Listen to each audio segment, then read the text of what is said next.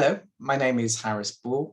I'm a UK barrister specialising in commercial litigation and international arbitration, a research fellow and lecturer at the London School of Jewish Studies in the areas of Jewish intellectual history and thought, an advisor to the US think tank AI and Faith, and a trainee rabbi.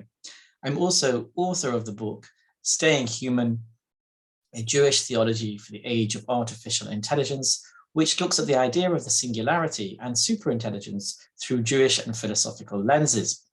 Today, I would like to address the question, what can religion bring to the AI debate? I'm going to focus on Judaism, which is my own tradition, but many of the same values are found within other religions and ways of living. I consider the topic to be important because AI raises so many questions which go far beyond AI itself, and which are similar to those asked by religion. Let me demonstrate this by looking at the nature of AI, its influences on our lives, and its ambitions. Starting with the nature of AI, the so-called standard model of AI, which dates back to the 1950s, describes human and machine learning like this.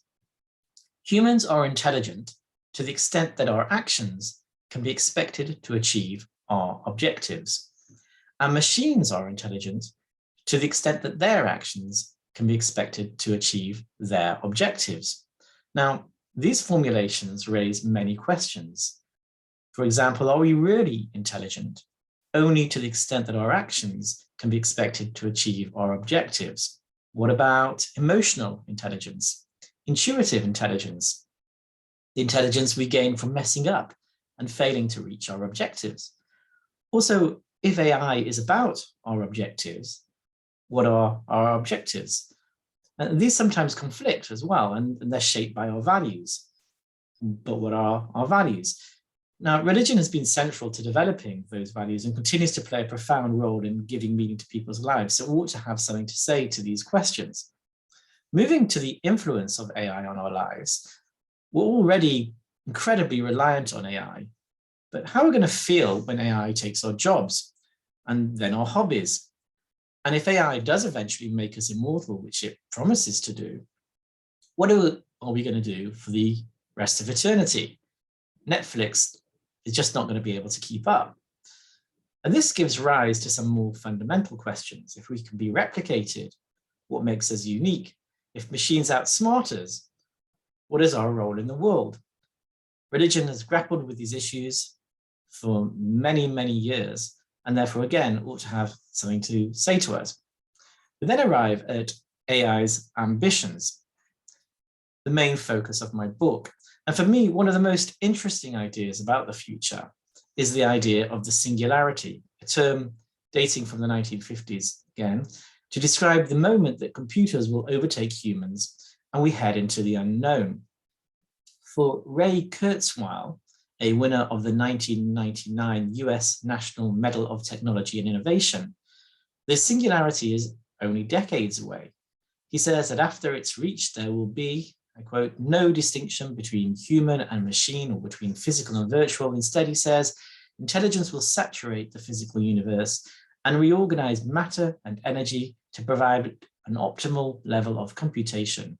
It will then spread out from its origin on Earth to turn the universe into a vast superintelligence. Now, this is a strange but not uncommon fantasy. The singularity features in the, in my opinion, terrible 2014 science fiction film Transcendence, featuring Johnny Depp, who plays Dr. Will Castor, a leading AI researcher working on the singularity, who is shot by an AI vigilante, uploaded to a computer, and here he is being uploaded, and attempts to take over the world. It features too in Yuval Harari's book, Homo Deus, in which he describes dataism, a new religion for which data is everything and humans will become what he says or calls the mere tools for creating the internet of all things, which may eventually spread out from planet Earth to cover the whole galaxy and even the whole universe. This sounds a little bit like Kurzweil. Harari writes that the first commandment of this new religion is to maximize data flow. And the second commandment is to connect everything to the system. And so what we have here is a secularized version of God in which the all is effectively a machine of which we are all a part. I use the term singularity here to capture this unity. The singularity is all intelligent, well, so is God. The singularity is all powerful, well, so is God. We are all connected to the singularity, well, we're all connected to God. So we can see the similarities between the concept of the singularity and the idea of God. And what I find interesting is not so much whether this vision of the singularity accurately portrays the future, but what it says about our desires for oneness. We seem to hanker after some totality and ultimate connectedness. It also highlights for me those features of religion absent from these speculations, which encapsulate human values and which we would do well, I think, to preserve. So what aspects of my religion do I think are most useful to think about when developing and deploying AI? I have in mind here the AI designer or developer about to start a project or make a new AI available to the world. What religious values should they at least be cognizant of when engaged in this process? To be clear, I'm not attempting here to foist religion upon anyone or insist on the superiority of any tradition over any other. But I do think that for all its problems, religion has been and continues to be a transmitter of positive values and contains a great deal of wisdom which should inform our approach to the future. So with this in mind, I've identified these 7 ideas or core values within Judaism, my own religion, one for each day of the week, which I think encapsulate key aspects of our humanity. I'm going to spend a few minutes elaborating on each. So my first idea is the uniqueness and sanctity of each individual. And this is encapsulated in the biblical idea that each person is created in the image of God. Now, we're often self-critical these days for being too anthropocentric, for seeing humans as being at the center of existence and for demeaning the rest of creation. And I do think that we should be far more humble and less self-centered. But I also think that it's important to distinguish ourselves from the rest of nature if we want to survive as a species. Especially as AI overtakes us on so many levels, it's right, I think, that we continue to remind ourselves of our own self-worth.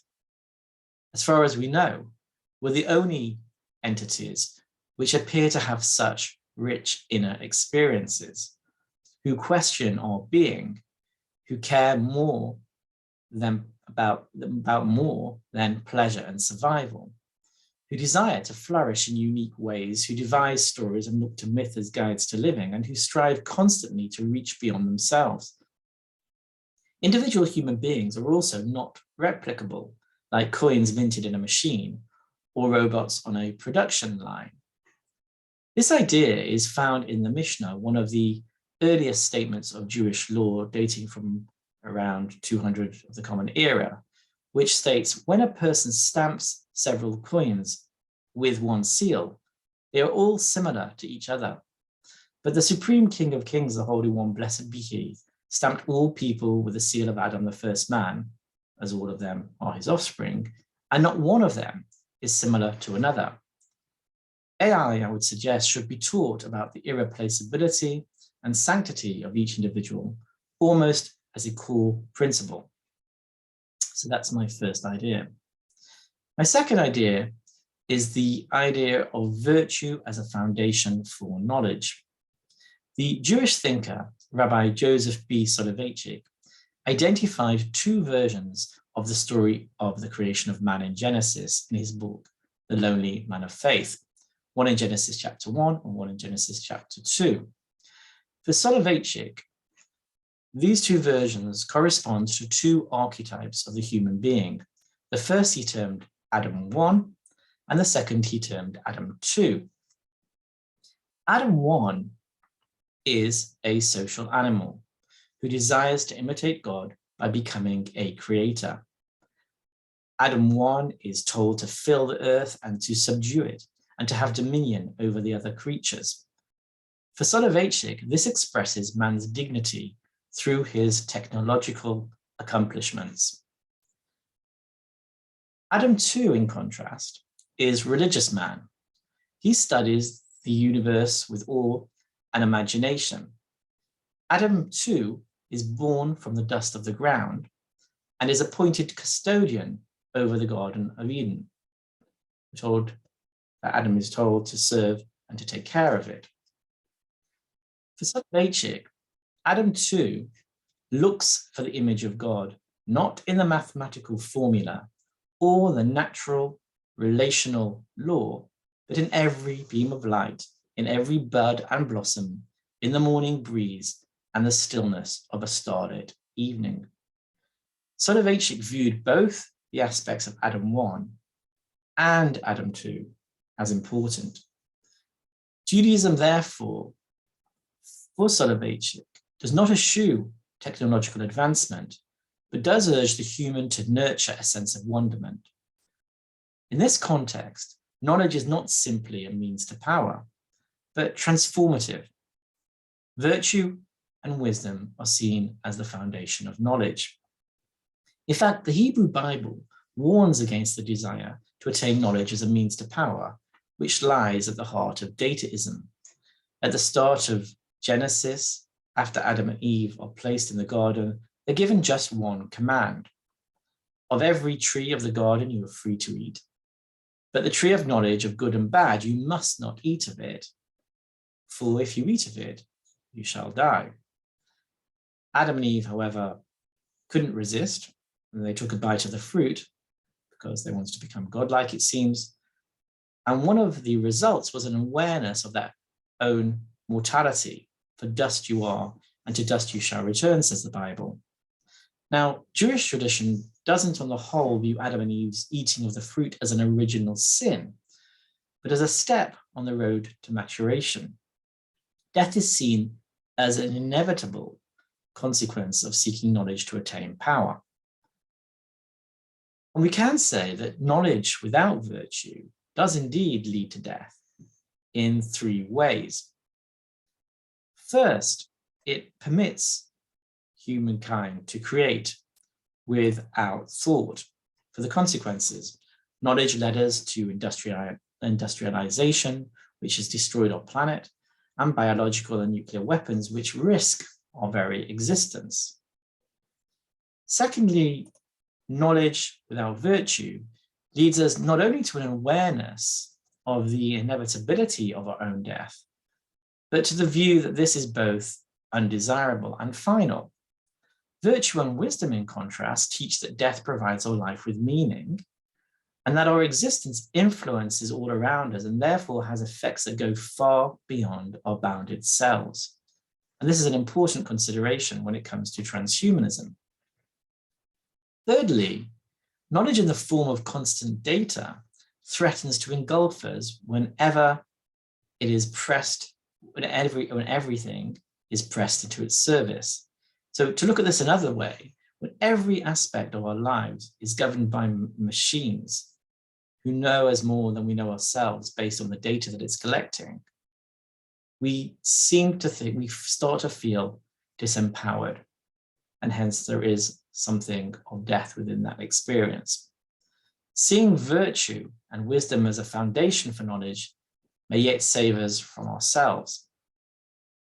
So knowledge and the importance of virtue as a foundation for knowledge is my idea number 2. Idea number 3 is oneness and individuality. Now, this concept of oneness appears to underlie a fair amount of AI thinking. The desire lies behind ideas of the singularity that we've looked at, our need to share everything online, and the impulse to make sense of everything, which is at the heart of dataism. On the one hand, the idea is rooted deep in our psychology. The philosopher and anthropologist Ernst Becker suggested in his book, The Denial of Death, that humans are motivated above all by a fear of death, and that We deal with this in one of two ways. We either seek to lose ourselves in some project or merge into the all, or we seek to mark ourselves out somehow, so to express our individualism. And for Becker, whichever way we turn, we're engaged in what he calls our personal immortality project. In my book, I've argued that Judaism recognizes these motivations as an aspect of the spiritual and attempts to find a balance between them on many levels. In terms of theology, Jewish mysticism, the Kabbalah, often depicts God as the only entity that there is. For example, here are the words of the Kabbalist Moses Cordovero from one of his works. He says, "Everything is in God and God is in everything, and beyond everything, there is nothing else besides God." The notion is similar to the idea of the singularity, resulting in a single superintelligence of which we're all a part. Yet, the Hebrew Bible and later rabbinic tradition view God as wholly other, as standing apart from human beings, and each human being as standing apart from each other. Putting these two ideas together, it's as if the tradition wants to guide its adherents towards a sense of both oneness and otherness. In other words, to find their immortality project between both these extremes. Why would the tradition want to do this?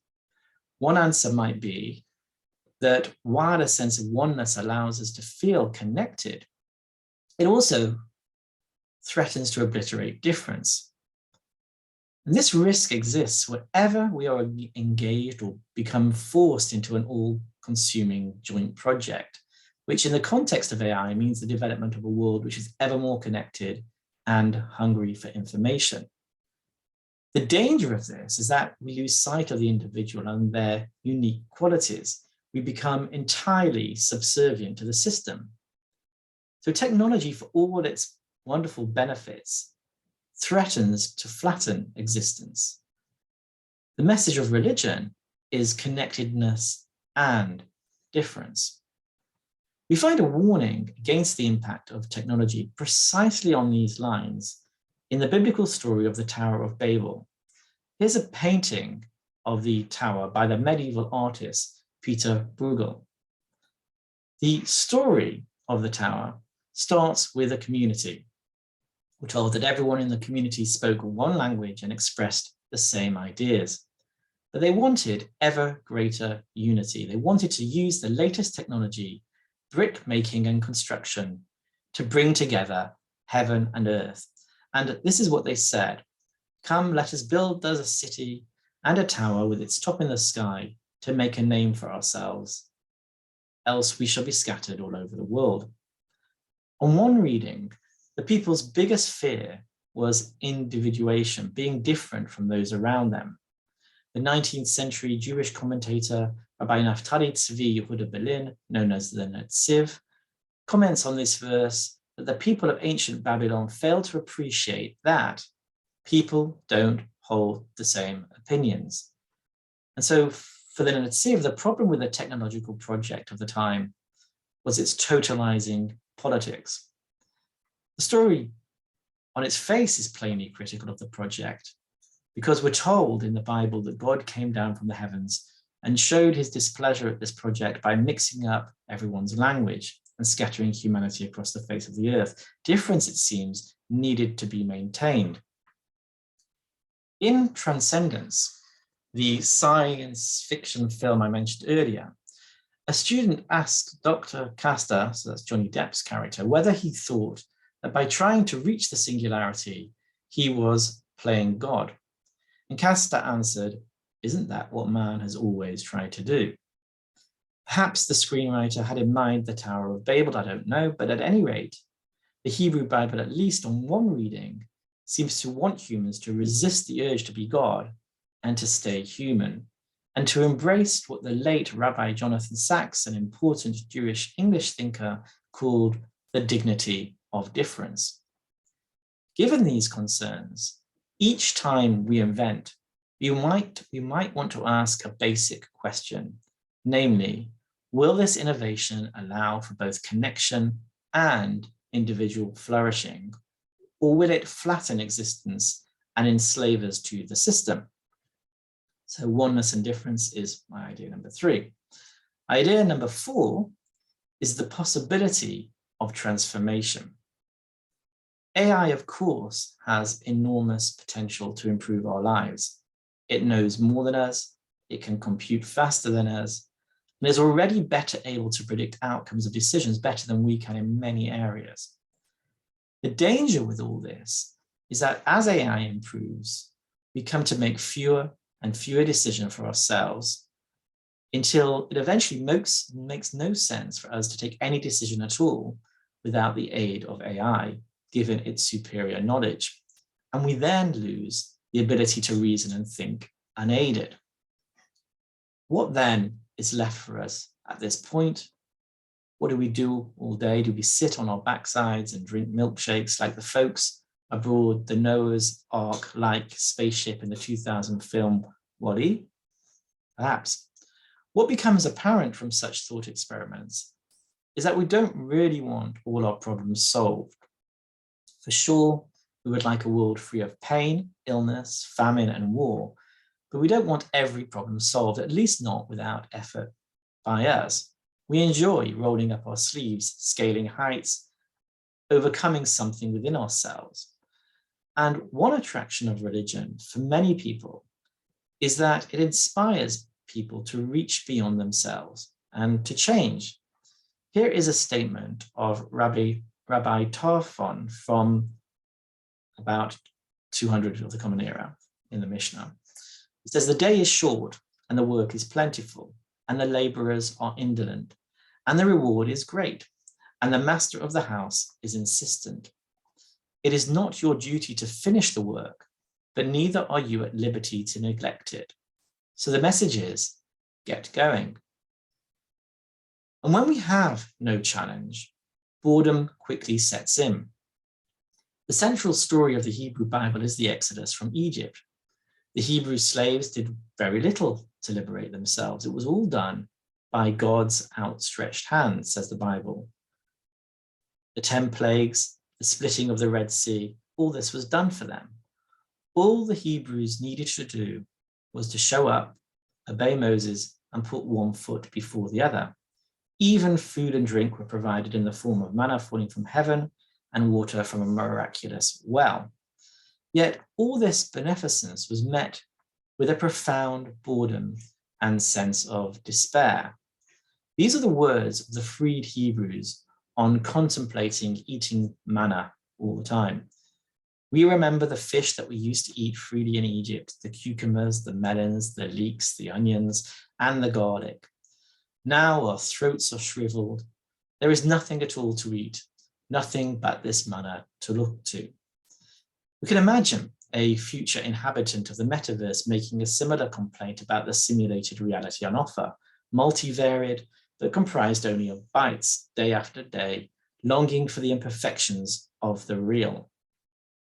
The Hebrews didn't cease from their complaining throughout their sojourn in the desert. Just read the book of Numbers.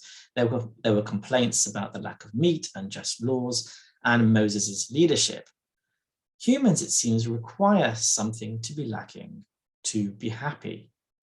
Hence, perhaps why for Jews, the time for the Messiah's coming is always both now and not quite yet. Religion, however, is so value-laden that it can even survive a state of perfection. Moses Maimonides, the great medieval Jewish rationalist, described the Messianic era as a time free from discomfort and physical distractions, but not of striving. What will people occupy themselves with in this future world? He says they will strive to know God.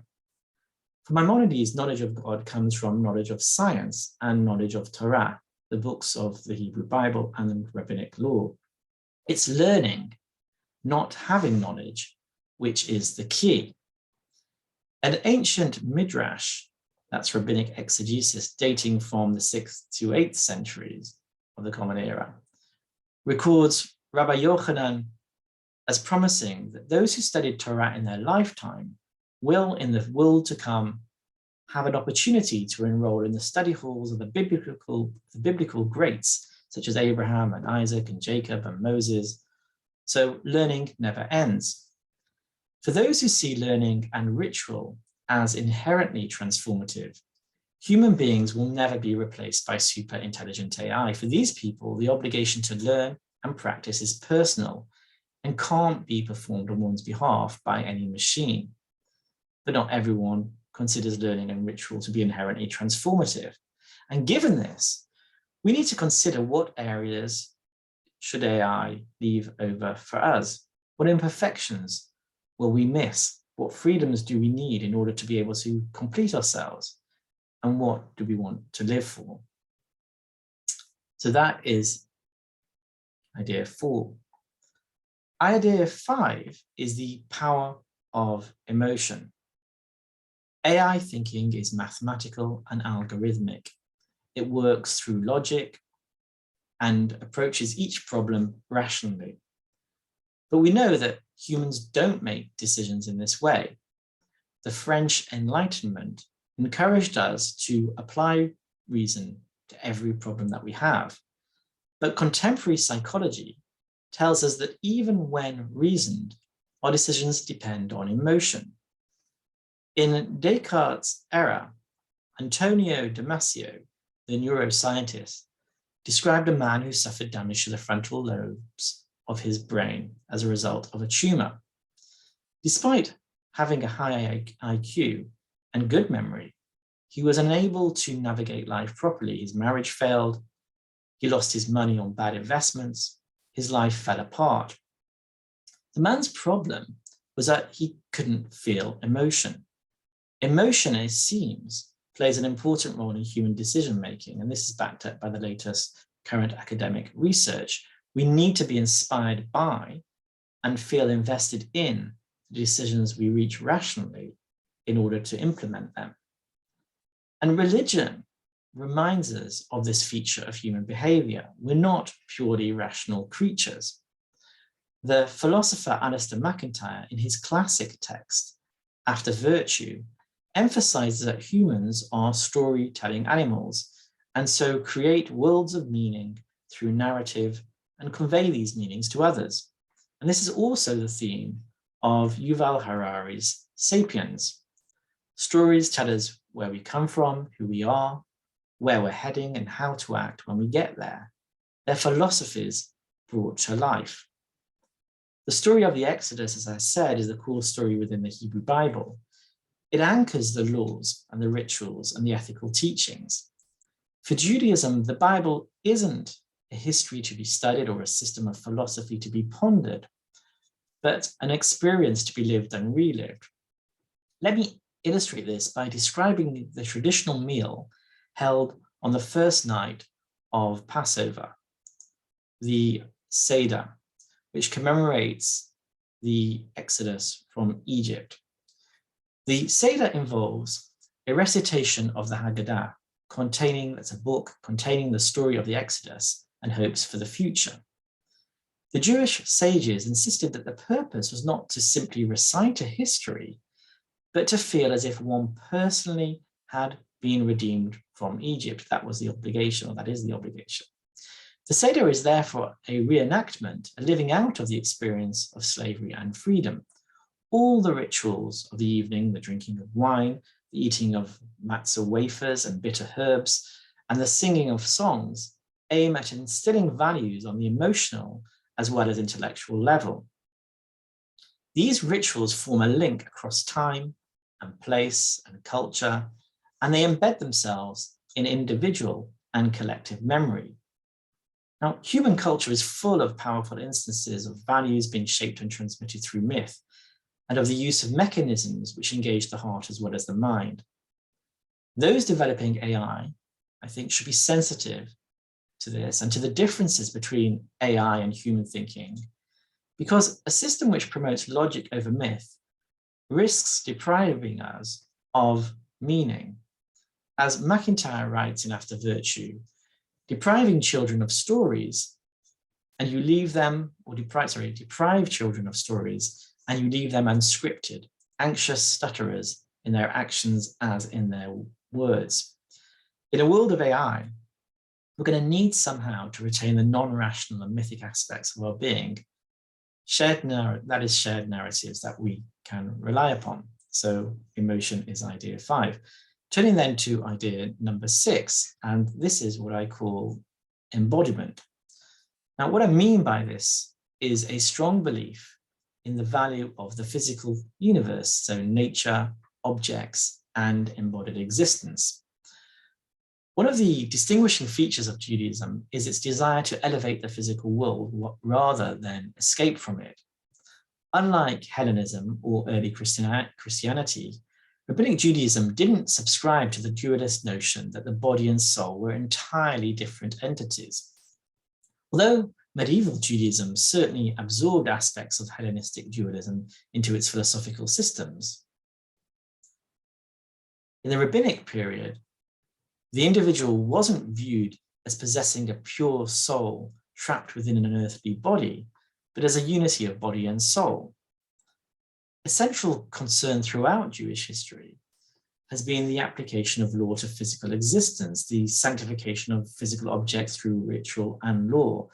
And indeed, some in the ancient world attacked Jews for their carnality and emphasis on dry law. Jews, however, insisted that they were engaged in sanctifying the material. The world shouldn't be avoided, they claimed, but perfected through human involvement. The later Hasidic movement, which emerged in Europe in the 18th century, promoted the practice of worship through corporality, which aimed at engaging the whole person and not just the intellect. Rabbi Kalonymus Kalmish Shapira, known as the Piacenza Rebbe, who was a Jewish leader of the Warsaw Ghetto during the period of the Holocaust, was an important proponent of such a notion. He wrote, "The knowledge of holiness happens through being and vitality, and not with the intellect alone, but rather with the whole body as well." Other Hasidic leaders spoke of transforming the real into the divine. The German philosopher Martin Heidegger, who I deal with in my book, distinguishes between our scientific way of viewing objects, which is interested in an object's characteristics and chemistry and how it operates, etc., and an earlier, more primordial way of engaging with objects on the level of meaning and purpose in our lives. Objects, he said, exist in a state of relationship with us and other objects, and they help us integrate the past, the present, and the future. These considerations, I feel, are relevant to AI because AI encourages us to transcend the limits of the physical world. Think about the development of the metaverse, where much of our lives perhaps will be lived in the future. And the risk is that the more time we spend in the virtual world, the less interest we will have in the real world. While AI may allow us to break the bounds of the physical through virtual or even transhumanist possibilities, religion provides a good reminder of our rootedness in the physical world. The physical isn't something distinct from us.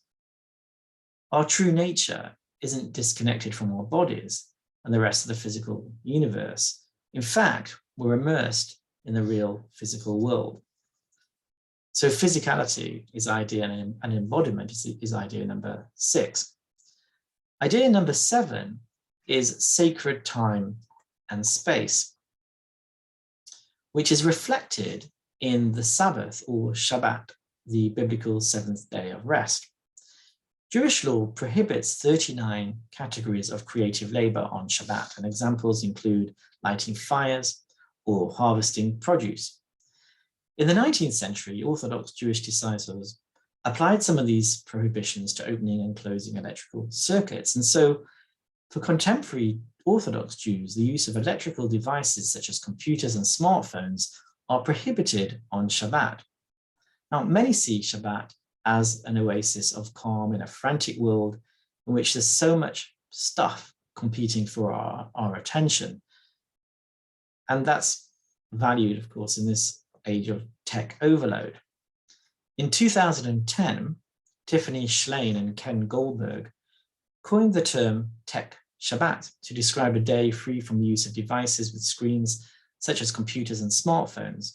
The concept features in Schleim's films such as an autobiography about love, death, and technology, which came out in 2011, and A Case for Dreaming of 2014. The idea is aimed at making us less distractible and giving us space to reboot. In a recent article in Wired, the writer Kelsey Osgood rightly pointed out the difficulties of observing a tech Shabbat without the framework of a community or a belief that it's commanded by God. And I agree with her conclusions. But I do think there is a broader message. Within the Hebrew Bible, Shabbat is associated with two events. The first is the creation of the world, which is a universal event. And the second is the Exodus from Egypt, here we go again, involving the release of the Hebrews from slavery, a story of a particular people. The relationship between rest and creation, I think, is profound. On the one hand, it makes sense that after making something, we might want to rest and enjoy the fruit of our efforts. On the other, rest is a prelude to creation and an integral part of it. We need space in which to create, and indeed, as we'll see, in which to be ourselves. The Jewish mystics grappled with the problem of how God could create a material universe if God occupies all space. The answer of Rabbi Isaac Luria, the Ari, he's known as, which means the lion, was that God, described by the mystics as Ein Sof, literally as that which has no end, withdrew into himself to leave a space in which to create. And this process is referred in Jewish mysticism as tzimtzum, as contraction. And this is how Gershom Scholem, one of the most important academic exponents of Jewish mysticism, put it. God was compelled to make room for the world by, as it were, abandoning a region within himself, a kind of mystical primordial space from which he withdrew.